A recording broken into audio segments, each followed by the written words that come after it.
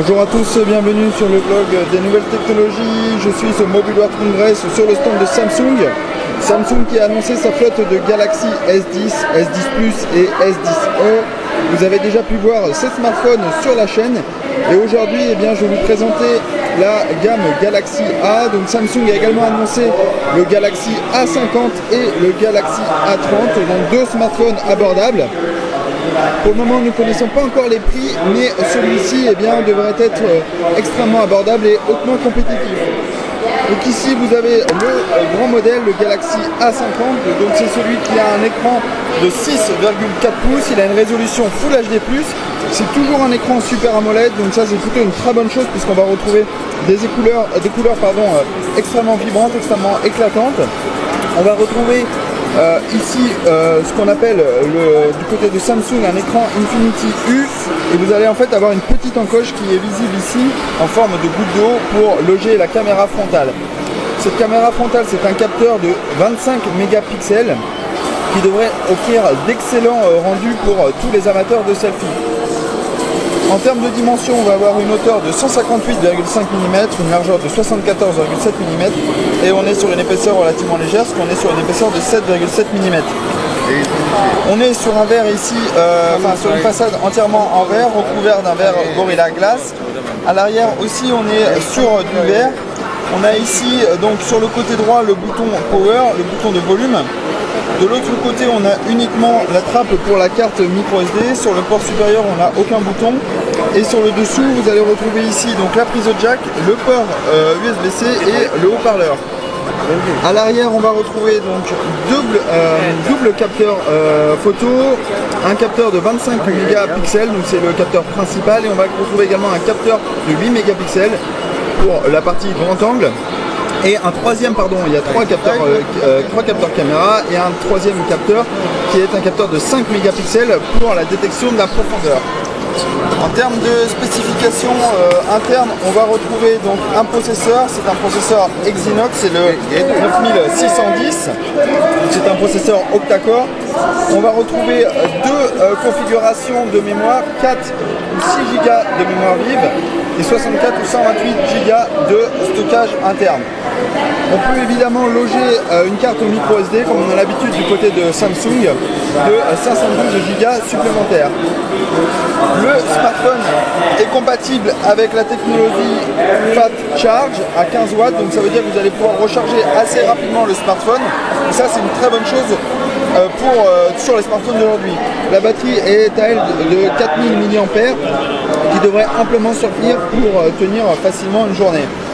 Il sera disponible en différents coloris, noir, blanc, bleu et corail. Tout va dépendre du marché sur lequel il va être lancé. On va retrouver toute la connectivité classique du Wi-Fi, du Bluetooth. Le Bluetooth, à noter que c'est du 5.0 et donc vous allez profiter d'une grande dalle d'écran. L'expérience logicielle, c'est du Android 9, donc la toute dernière version, avec la surcouche One UI de Samsung.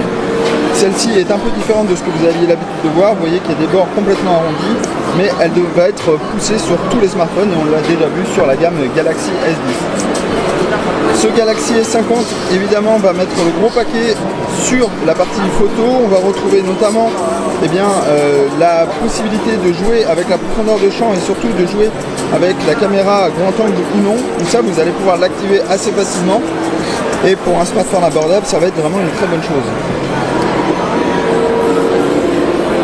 Ensuite, sur l'expérience logicielle, c'est ce que vous avez l'habitude de retrouver sur les smartphones de Samsung.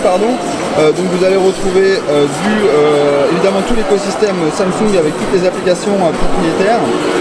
Vous allez également retrouver tout l'écosystème Google. Ici, dans ce smartphone, pas de recharge inversée comme sur la gamme Galaxy S10. Donc c'est un point qui a été enlevé sur ce smartphone pour que le rende beaucoup plus abordable.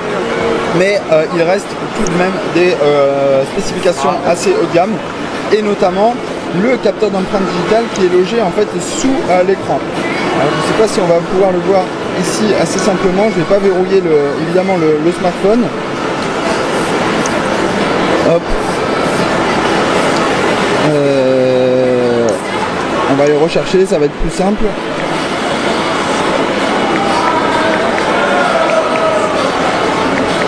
Mince. Si. Je sais pas comment ils l'ont traduit. Normalement c'est dans tac tac tac. Donc vous allez retrouver quand même la fonction de bien-être numérique, donc qui va vous permettre de savoir ce que vous faites un peu sur votre smartphone. On a ça sur les smartphones Pixel et logiquement ça devrait être dans sécurité. Hop.